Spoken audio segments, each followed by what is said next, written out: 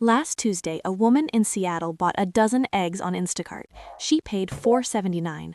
Her neighbor, same app, same store, same eggs, same minute, paid $3.99.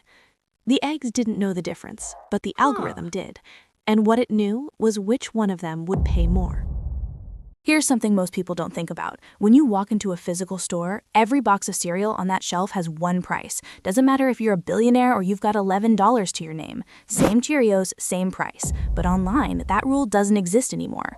The practice of dynamic pricing, presenting customers with different prices depending on the time of day, inventory, consumer behaviors, and even the weather, is now more the rule than the exception. And the scale is insane. Amazon alone changes prices millions of times a day, with the average product's price shifting every 10 minutes. Every 10 minutes. You think you're browsing a store. You're not. The store is browsing you.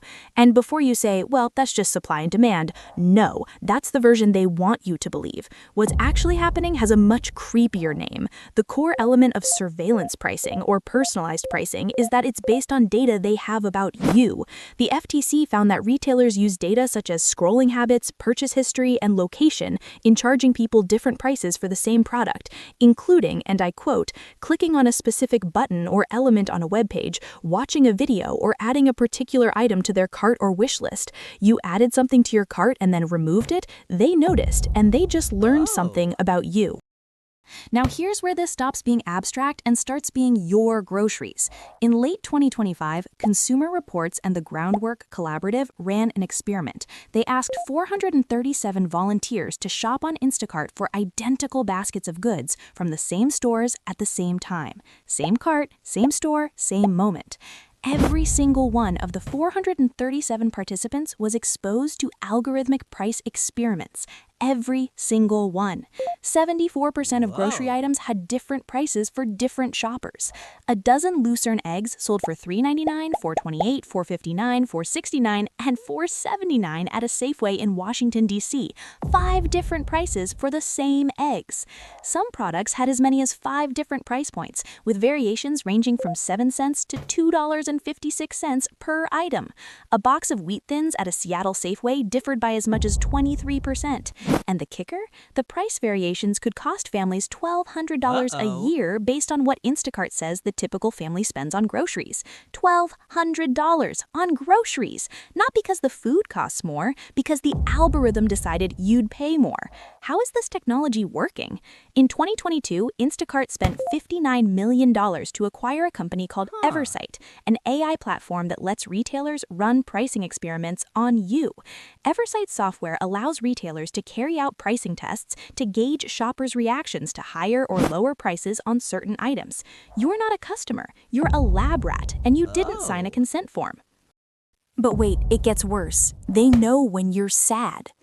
Okay, so they're watching what you buy. That's creepy. But what if I told you they're also watching how you feel? In 2017, a 23-page internal Facebook document was leaked to an Australian newspaper. The document, marked confidential, internal only, presents Facebook's advertising capabilities and highlights the social network's ability to detect, determine, and categorize user moods using sophisticated algorithms. By monitoring posts, photos, and interactions, they can approximate a person's emotional state into categories such as silly, overwhelmed, anxious, nervous, defeated, stressed, stupid, useless, or a failure. And here's the part that make my blood boil. The document reveals the social network won't shy away from using its algorithms against youth as young as 14, data which was then made available to advertisers. The document claims Facebook can determine when young people are interested in looking good and body confidence or working out and losing weight. And more importantly, Facebook's algorithms can determine in real time moments when young people need a confidence boost. Need a confidence boost is corporate language for they feel terrible about themselves right now. Sell them something. Facebook issued something of an apology, referencing the document as a process failure, but later it issued a brief statement saying the article was misleading and asserting it does not target ads on the basis of emotional state. Interesting defense from a company that literally wrote a 23-page manual on how to do it. And this isn't ancient history. According to research by MIT Media Lab's Effective Computing Group, AI can now detect emotional states with 85 to 90% accuracy, approaching human-level recognition capabilities. AI can detect if a person is feeling anxious, happy, or distracted and deliver an ad that fits their mood in that moment. Your phone doesn't just know what you want, it knows when you're weak enough to buy it. So what do you do? Now look, I'm not telling you to go live in a cave, but there are a few things you should know. First, New York passed a law that took effect in November 2025, requiring businesses to disclose at the point of sale. This price was set by an algorithm using your personal data. More than 40 bills across at least 24 states have been introduced to regulate personalized algorithmic pricing in 2026, already outpacing all of 2025.